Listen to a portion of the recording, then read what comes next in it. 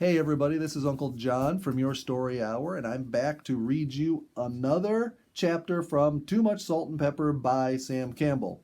Now, we're almost done with this book. This is the second to last chapter, and some of you have been asking, what are we going to read next?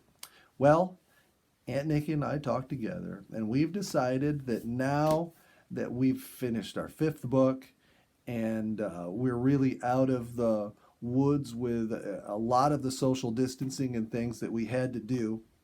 So we've decided we're going to take a break from reading chapter books for a while. We're not sure exactly when we'll come back and what we'll read next, but we have really enjoyed reading these books to you, and it's something that we're thinking about picking up again down the road a little bit. But that's something we'll have to make a decision on later. Thank you for the messages and notes you've sent us by email and the comments associated with the videos. Keep those coming. You might even want to re-listen to the books and maybe make some comments that you haven't made before. So, love to hear from you, and we love doing this for you. Anyway, let's get to chapter 14. A Porky and a Young Punk, Finding the Source of Faith and Strength. The north wind was still strong, though the rain was over. Little island-like clouds drifted through the azure sky, and the ruffled lake waters sparkled in the morning sun as if some spirit were sowing seeds of diamonds. It was a little difficult to be very cheerful at the breakfast table this morning of Carol's last full day at the sanctuary. Jokes were pointless, and smiles a bit forced. Carol sat looking distantly out the window while her food grew cold, and I had a story to tell which only added to her regrets. During that night I had heard something breaking through the brush on the island. Careful not to awaken the others, I had slipped out, flashlight in hand, and discovered a good-sized bear still dripping wet from his swim. He was moving with obvious purpose. The island was only a resting place in a longer journey. There was no time to call Jenny and Carol, for when I discovered the creature, he was at the point of leaving the island. As he realized he was discovered, he emitted the bear's typical whoosh and ran toward the water, snapping off a good-sized young tree that happened to be in his path. I could see his great black head plainly as he swam away, and long after he had disappeared into the darkness, I heard his huge paws occasionally break water. Carol was ready to feel sorry for herself anyway that morning, and this story of the bear gave her the opportunity. It was bad enough, she thought, that she had to go home the next morning without missing her only chance to see a bear. We walked around the island and found the animal's tracks. It was easy to see where he had been when he first caught wind of me, for his claws had dug in deeply as he sprang forward. His tracks were plain where he had gone down the bank into the water, and Carol looked long in the direction he had gone, as if hoping he might be stuck on a wave and held there. She looked with amazement at the splintered tree the animal had broken off in his flight. "You would have seen enough of bears if you had been here when Honey Bunch and Big Boy came," I remarked, recalling with a shake of my head our experience with our two pet cubs. Speaking of nuisances, they made Inky and Salt look like angels.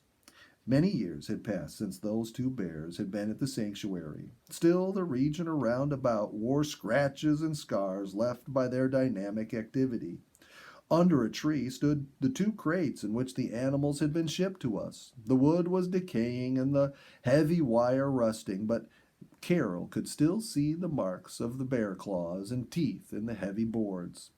Babies though these creatures were at the time, they were already displaying the amazing strength of their kind.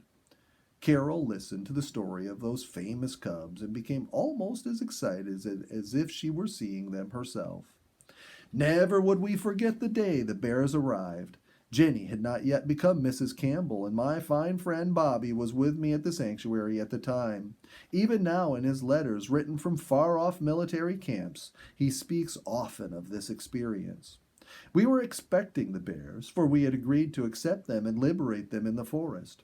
The two orphan cubs had been raised by conservation wardens, and it was thought that it was time to turn them loose so that they might make their own way in the world. As they were not yet in the least afraid of human beings, it would have been unfair to liberate them in hunting territory. Therefore, the plan was to let them live under the protection of our sanctuary. Remember the fabled Pandora's box, which when opened liberated evils into the world? Well, it was much the same when we opened the two crates in which these 60-pound cubs arrived. Bobby said he was sure the whole sanctuary cringed a little when the two creatures climbed out, shook themselves, and started looking around to see where to start with their mischief. The first cub to emerge was whining a little, acting babyish. We tried to call her Honey Bunch, but stuttered a little in our excitement and said Bunny Hunch. And she was Bunny Hunch from then on.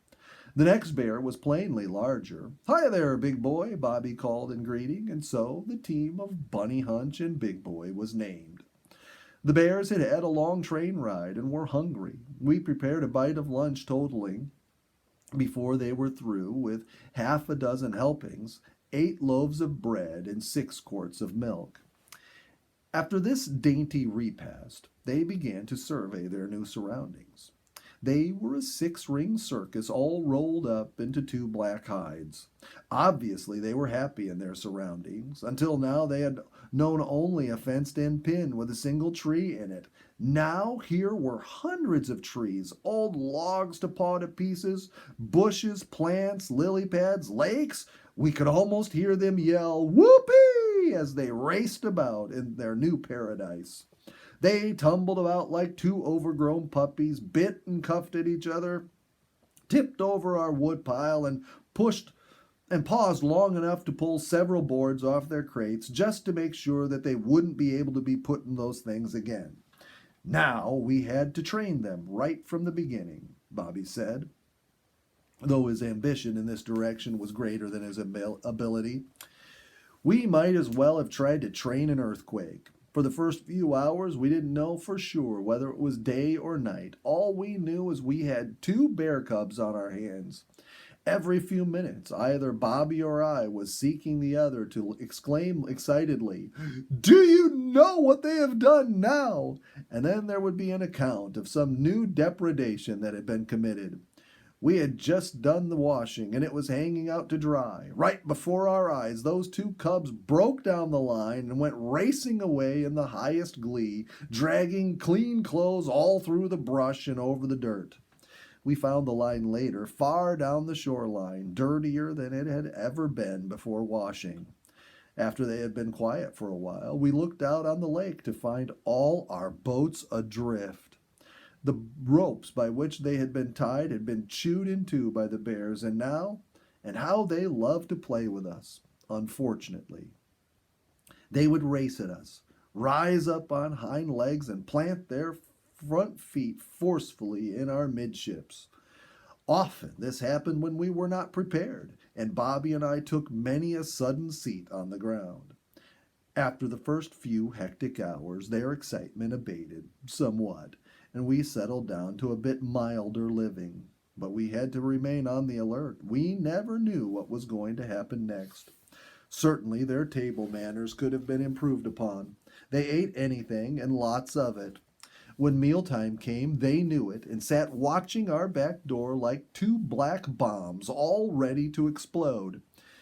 When we would emerge with a kettle of food, looking like enough to feed a regiment, they would make a run for us that made us feel like the man who catches the kickoff at a football game.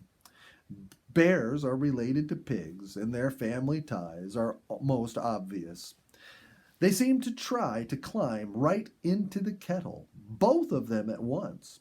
There would be a battle that sounded as if they had intended to tear each other to pieces, and we, with never a please or a thank you to pay us for our trouble, would usually be sitting helplessly on the ground, sometimes with the food spilled all over us and the bears gathering it up with their tongues.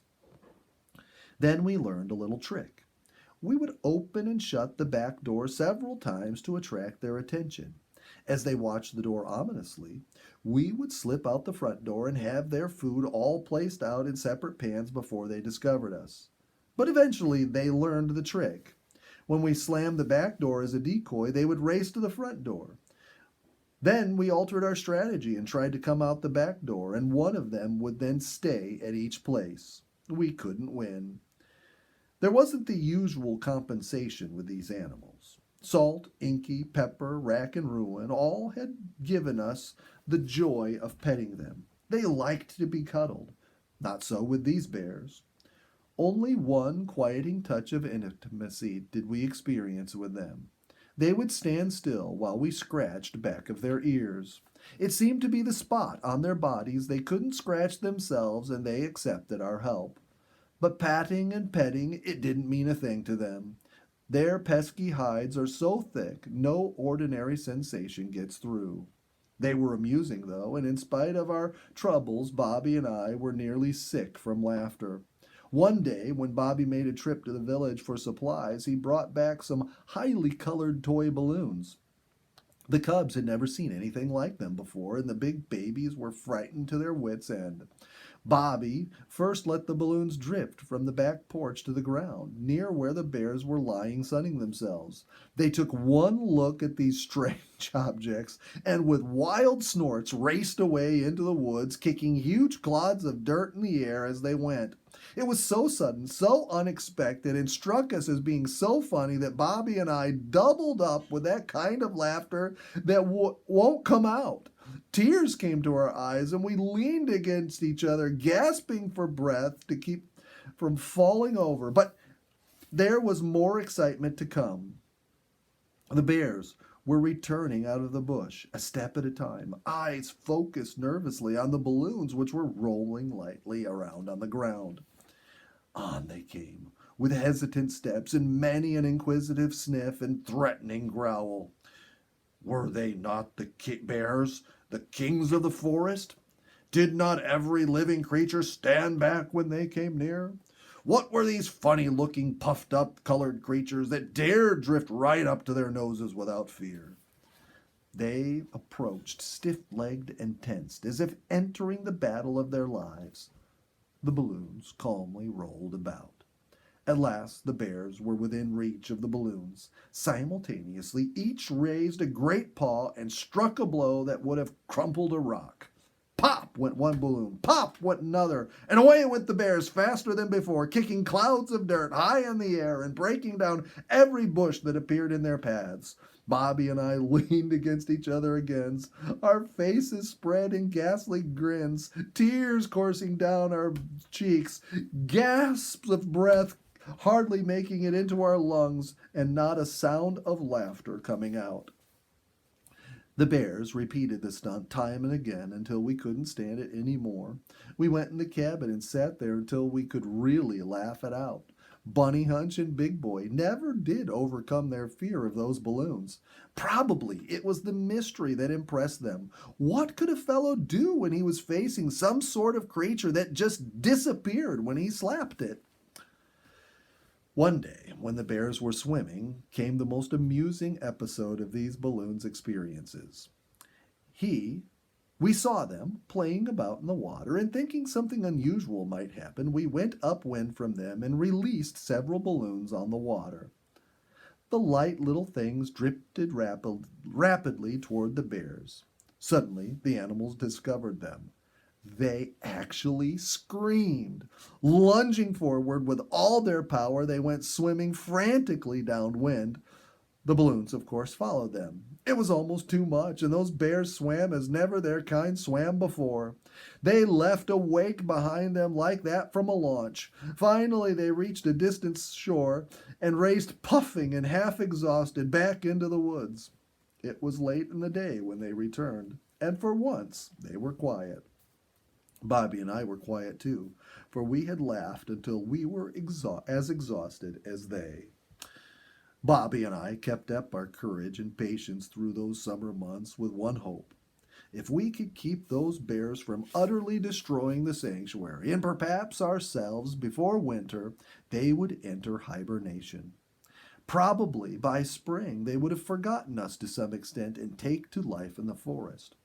But it was a long time until winter, and there was many a problem to come. Nothing was safe or sacred with those bears. They pulled down or pushed over everything that would move and scratched and bit everything that wouldn't. When the autumn rains set in, we were greeted with a surprise that was far from pleasant. Water started streaming through the roof. An inspection revealed the fact that our pets had been on the cabin roof and pulled off the roofing paper. While we were looking over this calamity and deciding how to fix it, we carelessly left a ladder leaning against the house. Big Boy promptly climbed up on it and poked his paw through a window. They took to sleeping under the cabin, and sometimes in the middle of the night we would awaken to the sound of the wildest snarling and growling as they scuffled with each other. The vocalizations of bears are far from lullabies. We were happy to see them begin to get sluggish and sleepy as the first cold days came. Surely they were going into hibernation. When we left to give lectures in distant cities, we felt that our problem with Bunny Hunch and Big Boy was at an end. We were entirely too optimistic. Shortly after Christmas time, word reached us that a forester had visited our cabin and the bears were wandering around, looking sleepy, but not actually asleep. This would not do. If they were up and using the energy to be moving about, they had to have food. When a bear hibernates, all bodily activity is reduced to a minimum so that he can live by absorbing the layers of fat he has stored up for the purpose. But if our pets were not asleep, they needed help. Back we went to the north woods with sleds and snowshoes. We reached the sanctuary with a load of food and bales of straw. Bunny Hunch and Big Boy were there all right, walking about as if in a stupor. They took our food, accepted the straw beds we prepared for them, and once more we felt that they were ready to sleep for the winter. The bears got through the winter all right, but in the spring they did not take to the wildwood as we had hoped.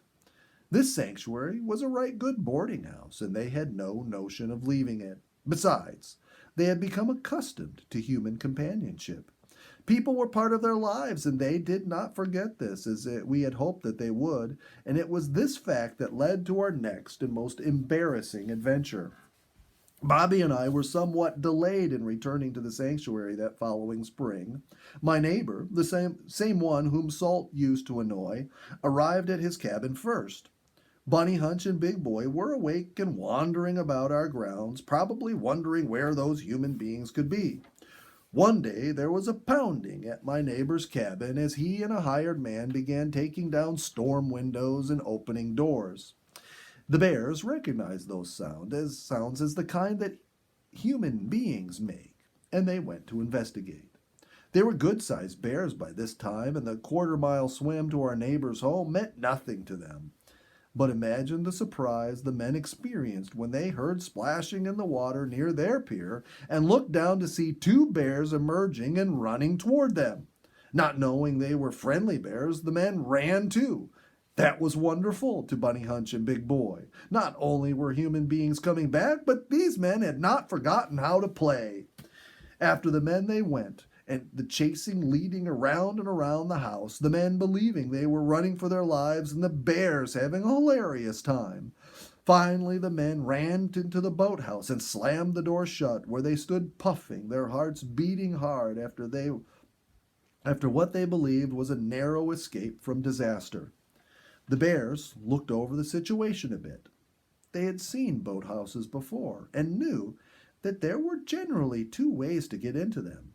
One through a door on the land side, and the other through another large entrance on the lake side. They tried the latter way, and it was open. Splashing and snorting, the bears came swimming in one door, and the men went running out the other. Now the men climbed into a boat in supposed desperation and pushed out from the shore. But when they started to row, they found they had only one oar. In the meantime, the bears were poised on the shore watching them, thinking this is part of some kind of new game. They plunged into the water and headed for the boat. It is improbable that one oar has ever propelled a boat faster than happened on that day. The water fairly churned. Fortunately, there was an outboard motor on the boat, and my neighbor succeeded in getting it started. He said the sound of that engine was the sweetest music he ever heard. As the boat skimmed away, the bears followed a while and then disappeared into the woods, and the men sang hymns of gratitude. This was the story which greeted us when we arrived at the sanctuary a few days after our neighbor's exciting adventure. We knew what it meant. We could not have bears and neighbors at the same time. Bunny Hunch and Big Boy then were caught in big boxes and taken away. She went to a park farther in the north woods where she has good care and other bears for companion. He was taken to the state game farm many miles to the south. Big Boy's ride was an epic. He was fairly contented with his box until it was loaded on a trailer and the journey began. Then he decided to break out. He clawed and chewed thick boards to slivers. The men who had him in charge kept nailing new boards on the outside of the crate as he ripped them off on the inside. All the way down the highway this contest continued, and the men arrived at the game farm with their troublesome charge just as their stock of boards and nails was exhausted. Big Boy walked out of his crate calmly as if nothing had happened and contentedly took up life in his new home. "Are bears the strongest animals in the world?" asked Carol as the story was finished. Her eyes were dancing and her face flushed with merriment. "That's a difficult question to answer, Carol," I said. "In nature, strength is quite a different thing from what we human beings think it. No doubt the bear can vanquish in combat any other creature in the North American woods, but that is no honest measure of strength. Each creature in nature seems to have the kind of strength and the amount of it needed for his way of living. Proportionately, the bear performs no such feats as the ant, which will lift loads many times its own weight. He will hardly equal the doings of a delicate butterfly, which will flap its frail wings the width of an ocean. There is a power in the things of nature which cannot be measured in terms of muscle and sinew. What is the force which lifts rivers of sap from the roots of trees to the outermost twigs and leaves? What is the power of growth which leads a mushroom to thrust its frail head through crusted soil, pushing aside stones or sticks as it goes? What enables the roots of plants to thread themselves through cracks in solid rocks and finally break them in pieces? It fits well with our thought for today that we look into this power of life and growth, I said. Suppose we go to the old forest fire area. There is something there that I want to show to you. Jenny, Carol, and I paddled our canoe to a point on the lake shore where once had raged a forest fire. Here had stood a marvelous forest of hemlock and pine. In the early days in the sanctuary, we had roamed much in these forest halls. The peace of the ages rested in the peace of the ages rested in them. The forest floor beneath the great trees was carpeted thickly with pine needles, softening the footfall of all forest creatures. This was the forest primeval. And then came fire, which is the forest's prime evil. Someone was careless and burned some brush when a high wind was blowing. Sparks flew far and wide, and before the fire had burned itself out, many miles of beautiful woods lay in smoldering ruin. Everything seemed destroyed. For years following, the area showed only blackened stumps, a monument to human carelessness. And yet, there was one thing that was not destroyed. That is, the principle of growth. That marvelous power which made those woods grow in the beginning would make them grow again. The seed was not lost. Right among the decaying stumps of that old-time forest, new trees began coming up. There were balsams, pines, hemlocks, hundreds and thousands of them. They cracked the surface soil, nosed their way through matted leaves and old logs, up through grasses and ferns, up toward the sunlight which was calling them. Human ignorance had presented the forest with a problem, but the trees were equal to it because of the power of growth which comes from a source that is never defeated and never exhausted. And Carol, said I, as we stood among those young virile trees, marveling at the power displayed before us, it is the same with men and nations. The glorious power which results in good character is never defeated.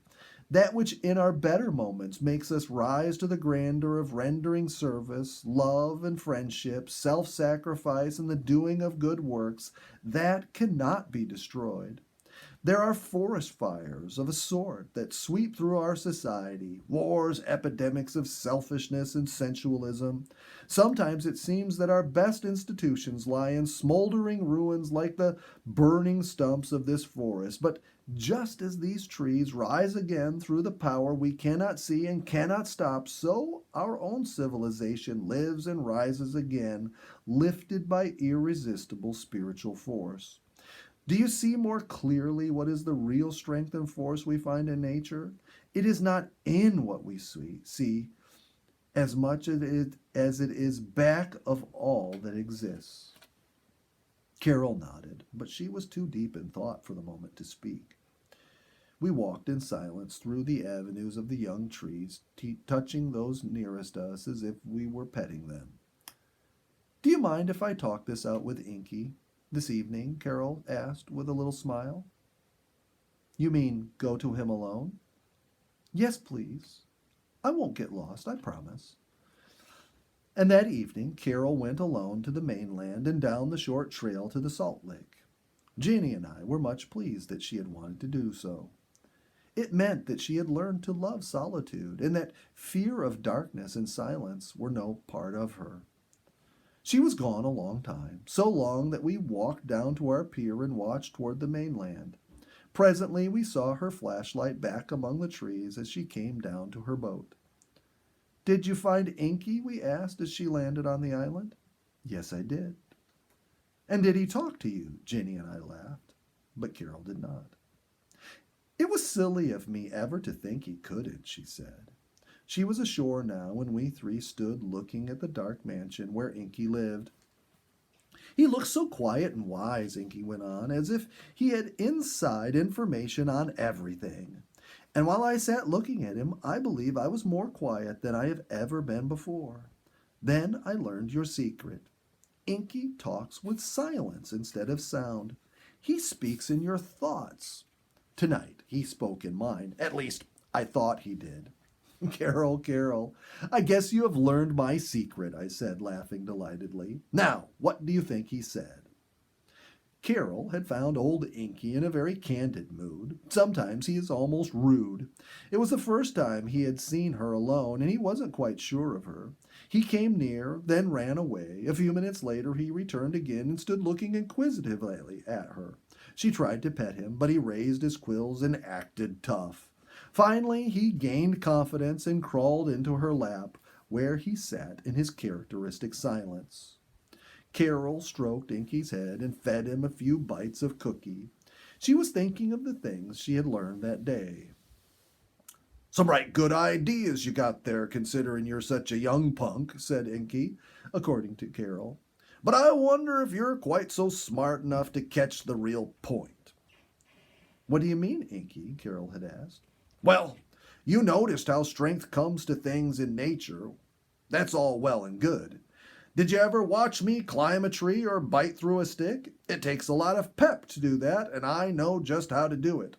I have to have faith in that source of all power. I have to know that I am taken care of by something that is bigger than I am. But, balsam juice. A young punk can't understand things like that. Yes, I can, Inky, Carol had insisted. I know what you mean. Please go on. Well, I'll try, said Inky skeptically.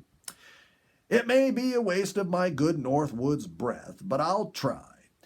Did you ever hear or read a lesson something about looking at the birds of the air and the lilies of the field?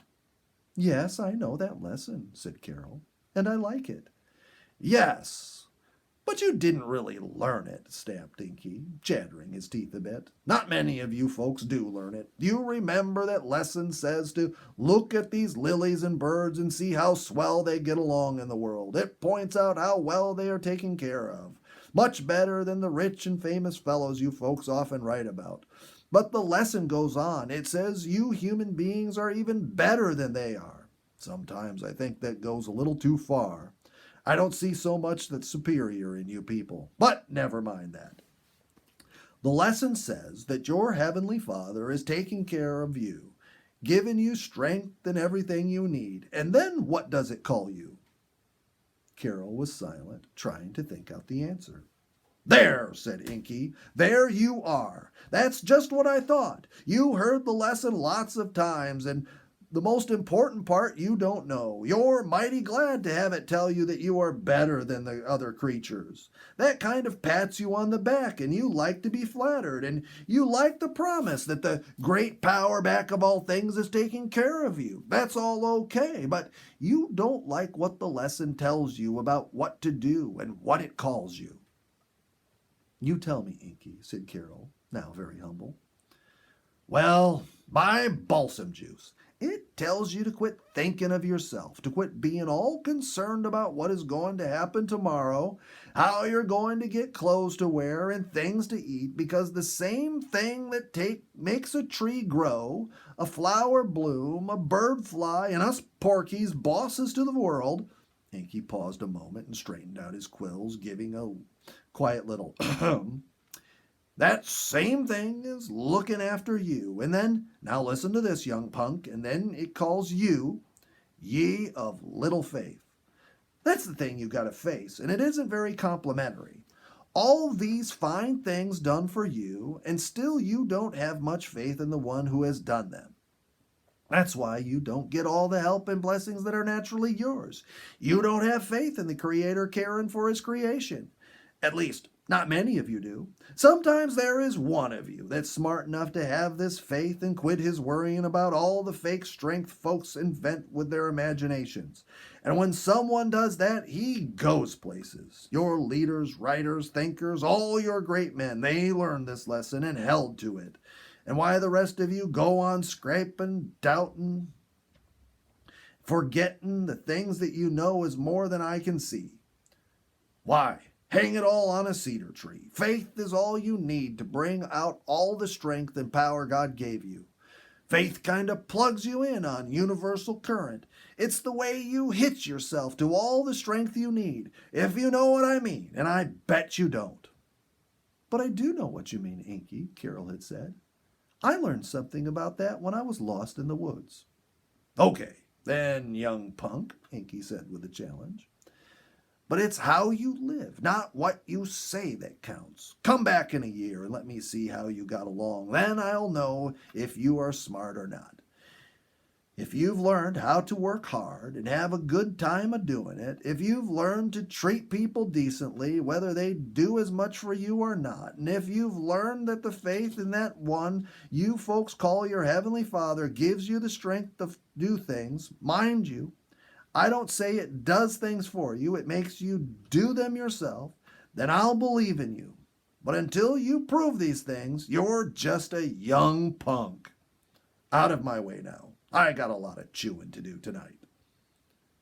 And Inky waddled away unceremoniously, leaving Carol alone with a lot to think about and to do. Carol, I said, as her account was finished, Inky never spoke in my thoughts any better than he has spoken in yours. And that is the end of chapter number 14. Aunt Nikki will bring you chapter 15, the last chapter of Too Much Salt and Pepper, tomorrow when she comes and reads that for us. You guys have a great day, and we'll see you tomorrow. Bye-bye.